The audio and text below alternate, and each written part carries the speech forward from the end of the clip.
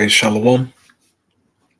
I want to start off as always by giving all praises and glory unto Yahweh, Bahashim Yahushai, Bahashim Racha HaKodash. Double honors unto the apostles, the elders, and the bishops of Great Millstone. I want to send much love unto the brothers out there doing this work in truth and sincerity. And also want to send peace and blessings unto the believers of the hopeful elect.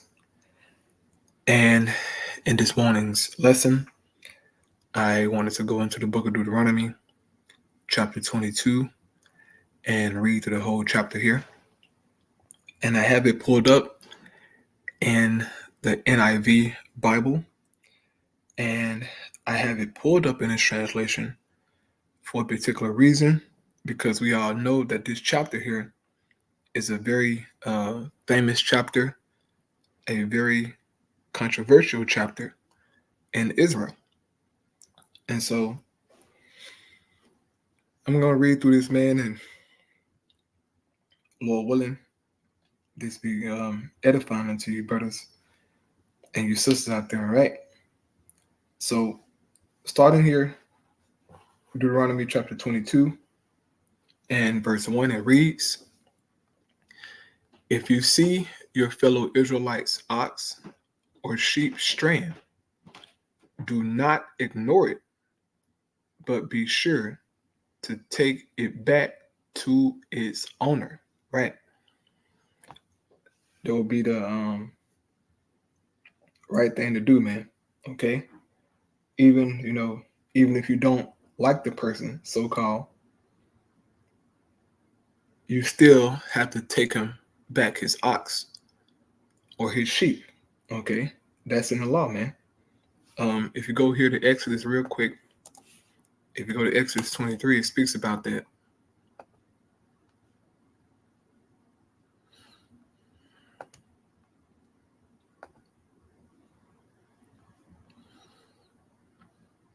And this is what Yahweh Shai mean when he was saying, love your enemies, right? This is Exodus 23, verse 4. It says, "If thou meet thine enemy's ox or his ass going astray, thou shalt surely bring it back to him again. If thou see the ass of him that hated thee lying under his burden, and wouldest forbear to help him, thou shalt surely help with him." So the law tell us, right, to help out our enemies, meaning your fellow Israelites that you got some contention with or whatnot. The Lord said to still help him, all right? And that's showing love, and that could, possibly do away with the tension that's between y'all, seeing that you did that kind of favor for your fellow Israelite brother or sister, right? That could pretty much bring that contention to an end. Okay, more than likely it would, right? So the law encourage us, right, to help one another. Back in Deuteronomy 22, verse 2, it says, "If they do not live near you, or if you do not know who owns it, take it home with you and keep it until they come looking for it. Then give it back," right? So if you don't know who it is, just take it home. And when a person come looking for their stuff, which they will be doing, okay, if you lose any livestock, you're going to come looking for it. And so when that person do come looking for it, it says give it back to them. Excuse me. Verse 3 says, "Do the same if you find their donkey or cloak or anything else they have lost. Do not ignore it." So whatever it may be, give it back to its rightful owner. Okay, that's a righteous thing to do. Not no if you snooze you lose, right? Jake used to say that back at home. Jake would say If you lose, you snooze. That's the Mississippi rule. And Jake, low down. But the law teaches us, man, to do the right things, okay? Verse 4 says, if you see your fellow Israelites' donkey or ox falling on the road, do not ignore it. Help the owner get it to its feet, right? So pretty much saying the same thing, you know. See him struggling, go help him out, okay?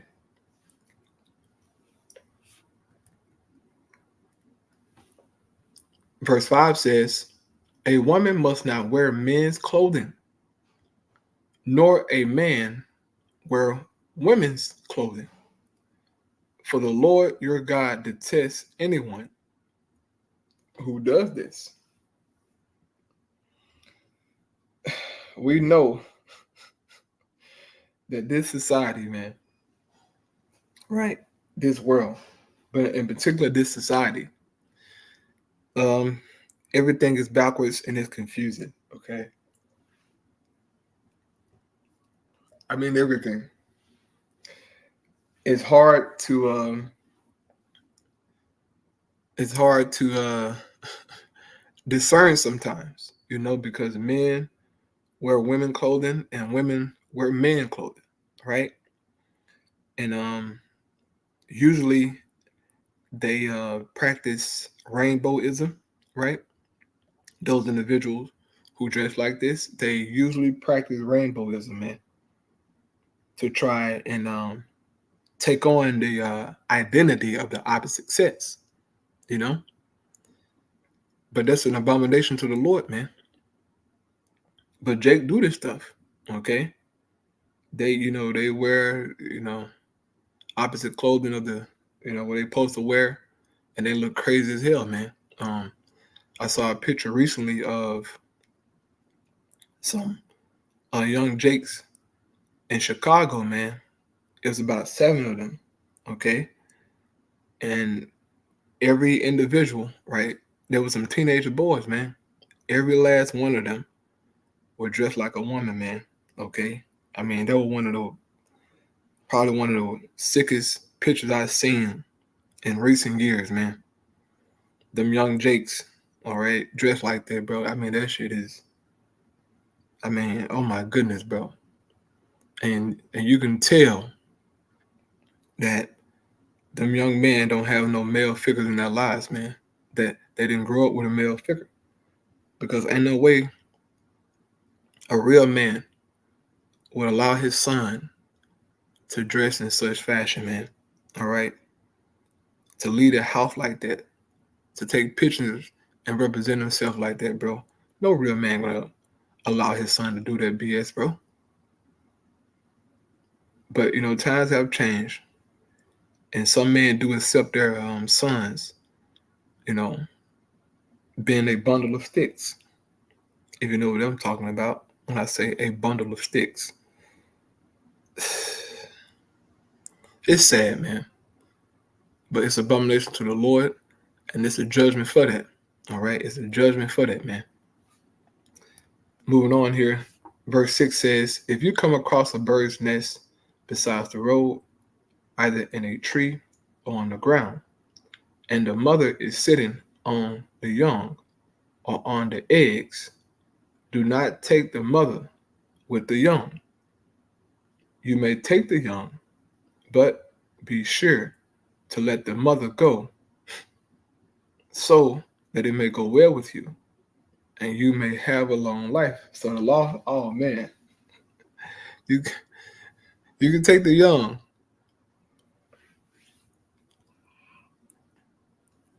but you can't take the mother with the young, man.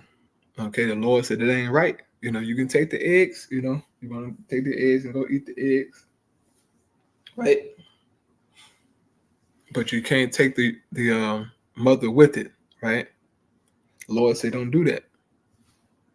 So the Lord got a law in here to protect the birds, man.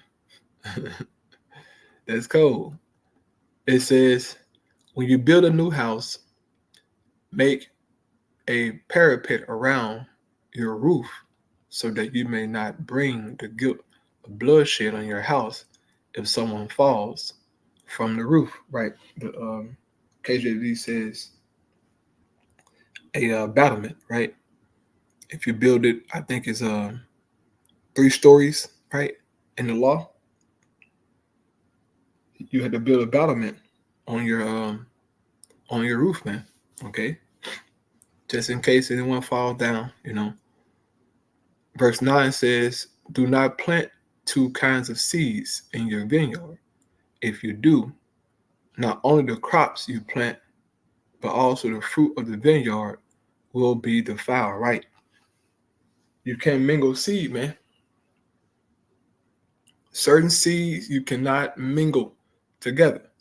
All right? It'll throw off everything, man. But guess what? Esau don't follow this law. He's mingling seed, right? And he's selling the fruits and the vegetables in the stores as if, he hasn't mingled the seed, bro. All right? Being the devil. And this, once again shows you that Esau do not follow the laws of the Lord. He don't care, man. Right? Verse 10 says, "Do not plow with an ox and a donkey yoke together," right? Don't do that because you're gonna throw off stuff. And plus, that ox is way stronger than a donkey. Okay. And also, that ox can gore that donkey, right? Or that donkey can kick that ox and get it pissed off, and you won't have a donkey anymore. So don't plow them together. Verse 11 says, "Do not wear clothes of wool and linen woven together," meaning what? Mixed fabrics. Now, there's something pretty much that we don't have control over, all right, for the most part. It's mixed fabrics, but Lord understand that, and we try our best to do what we can, to have clothes on our backs. But in the kingdom of heaven, we'll be able to exercise his law, Now, unless you got money and able to buy a 100% wool or 100% cotton or 100% that, then hey, you got it. But that ain't the case for everybody, all right? Verse 12 says, "Make tassels, right, or fringes on the 4 corners of the cloak you wear." It's to have, fringe on your clothes, right? And we have fringes on our garments, but for the most part, brothers don't walk around with fringes on their clothes, just being wise. But if you want to wear your fringes, hey, wear your fringes, but people gonna be questioning you and, all kinds of stuff, but some brothers just choose to be wise in this society, man, but some people were there to work, hey, whatever, or do what you do. 13 says, "If a man takes a wife and after sleeping with her dislikes her and slanders her and give her a bad name, saying, 'I married this woman, but when I approached her, I did not find proof of her virginity.'" So he popped a woman and she wasn't a virgin, right? So he says, and he bring the name, but the calls to the people, right, to the judges, right, to the elders, pretty much, right? It says, "Then the young woman's father and mother shall bring to the elders, or bring to the town elders at the gate proof that she was a virgin. Her father will say to the elders, 'I gave my daughter in marriage to this man, but he dislikes her. Now he has slandered her and said, I did not find your daughter to be a virgin, but here is the proof of my daughter's virginity.'" So you will bring the cloth, right, to show that, hey, look, my daughter was a virgin when this man, popped her. Okay. So in this case, right, the man is lying. It says, then her parents shall display the cloth before the elders of the town, right? Proof of her virginity. It says, and the elders shall take the man and punish him, right? Because he has slandered the woman. It says, they shall fine him 100 shekels of silver and give them to the young woman's father, because this man has given an Israelite virgin a bad name, right? And we want to, allowed to do that, man. Okay, to bring dishonor upon a woman, who is a virgin, man. Okay, because you can ruin her reputation like that. But we know nowadays, I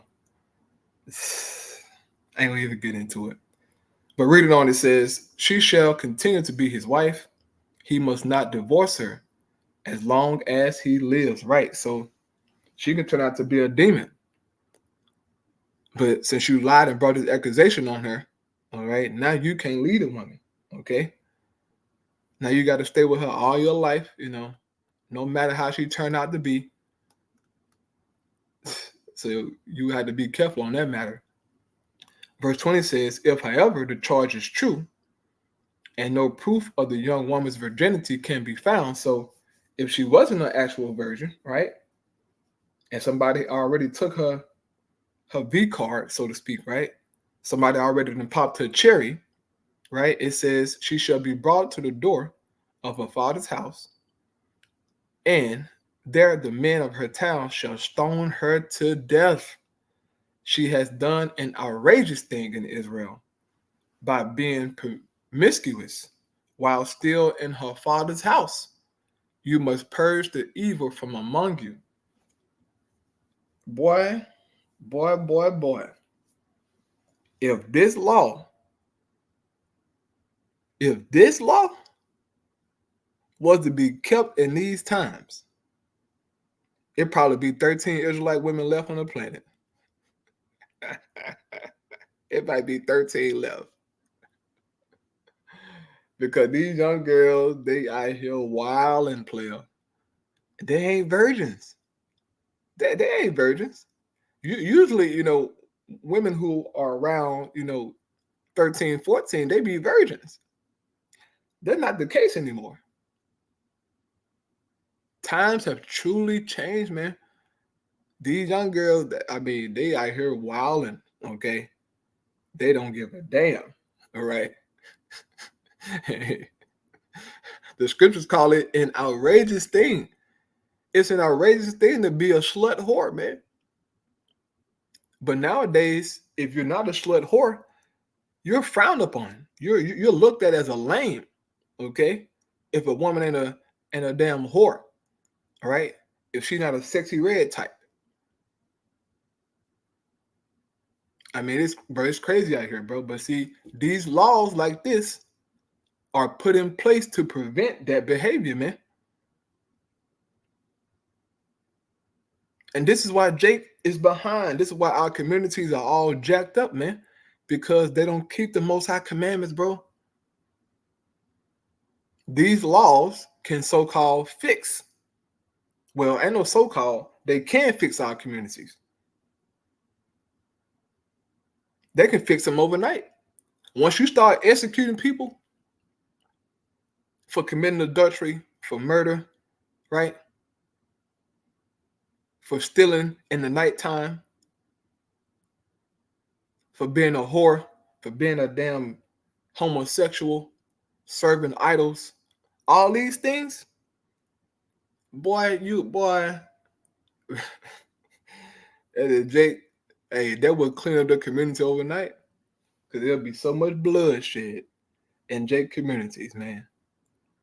It might not be nobody left in town.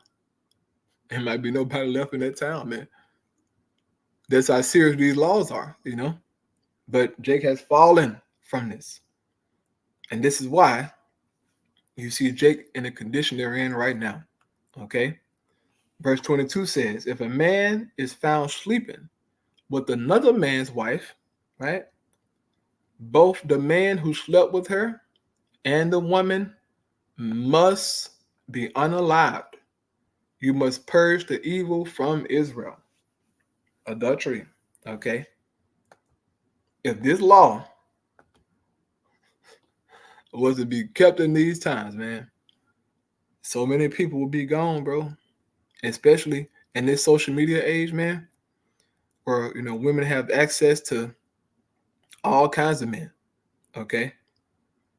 Her DMs full of all kinds of men, right? Celebrities. I mean, it's crazy, bro. Celebrities be inboxing, so-called, common women, women you see, niggas with money be on them, If she look halfway decent, right?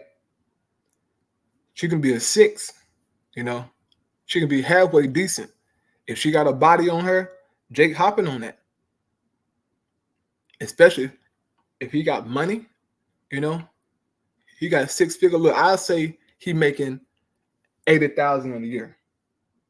If Jake making 80,000 a year, bro, he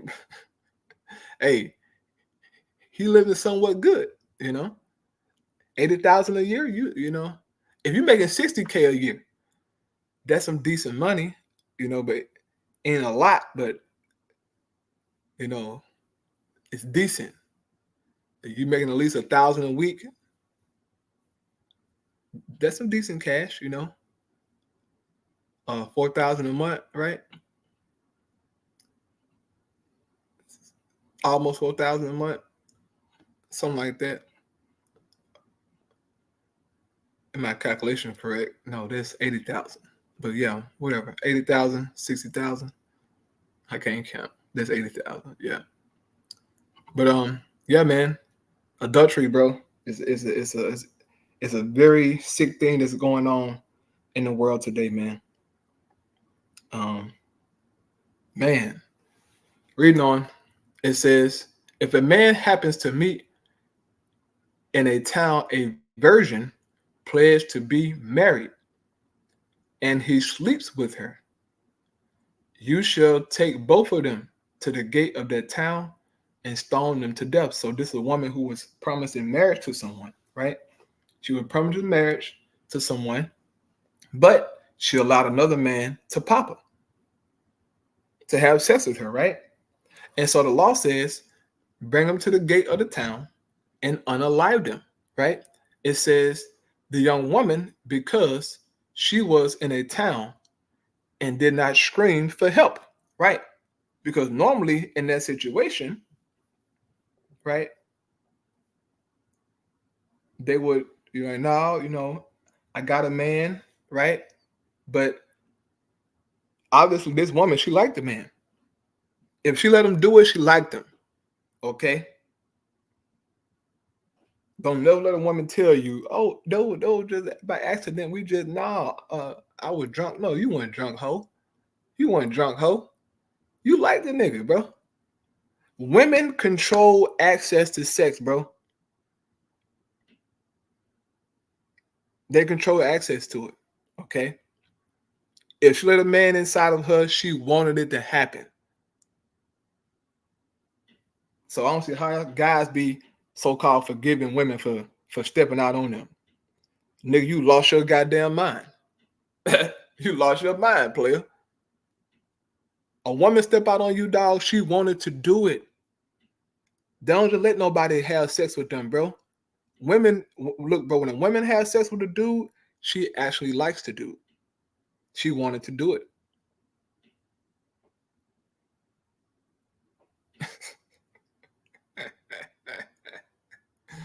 Oh, man. It says in the man, because he violated another man's wife, right? You must purge the evil from among you. But do you see how righteous these laws? But these are righteous laws. This is how you get rid of that curiosity, man. Okay? The law get rid of curiosity. Because if you want to pop another man, woman, you know you're going to die. You know you're finna die. Right back in ancient Israel, you know you finna get unalive, boy. But, some men think they sneaky, and they want to go to look, bro, a couple of minutes, bro, cost you your life. a couple of pumps in a swirl cost you your life, man. Come on, player. That nigga's crazy. It's crazy, man. Reading on, it says, verse 25, but if out in the country a man happens to meet a young woman, pledged to be married, and grapes her, right? He grapes her, right? Took her by force. Only the man who has done this shall die. Do nothing to the woman if she has committed no sin deserving death. This case is like that of someone who attacks and murders a neighbor. For the man found the young woman out in the country, right? And though the betrothed woman screamed, there was no one to rescue her. So in this case, right, the woman screamed out and the man still forced her. He still raped her, right? Took advantage of her, even though she screamed out and nobody was able to save her from the act happening, but eventually, somebody will come around every time a woman scream, okay? So only the man will be unalived in this case because the woman, she's pledged to be married to another man, okay? Now, dun, dun, dun, verse 28, right? The infamous 28 verse. Here we go, right? Here we go. If a man happens to meet a virgin who is not pledged to be married, meaning what? She's not promised to no man, and grapes her, and they are discovered, he shall pay her father 50 shekels of silver. He must marry the young woman, for he has violated her. He can never divorce her as long as he lives. This is the Bible, people. Now, I know this might be triggering to some of y'all, right? It's triggering. Because in your mind, you might say, hold on. So this man, he gets to grape this woman, to violate this woman, and then marry her and continue to grape her? That ain't right. Well, guess what? The Most High don't care how you feel. This is how he wants stuff to be in the case that it happens. Because grape do happens, right? Doesn't that happen? Yeah, that happens. And we ain't saying that it's, it's a good thing. No, it happens. And in this matter, this is how the Lord say to handle it. The man who did that act, he has to marry that woman, pay the woman's father. He could never divorce that woman, so she'll be married all her life. She'll have a husband, right? She'll be married all her life. And you might say, well, it don't matter if she got a husband.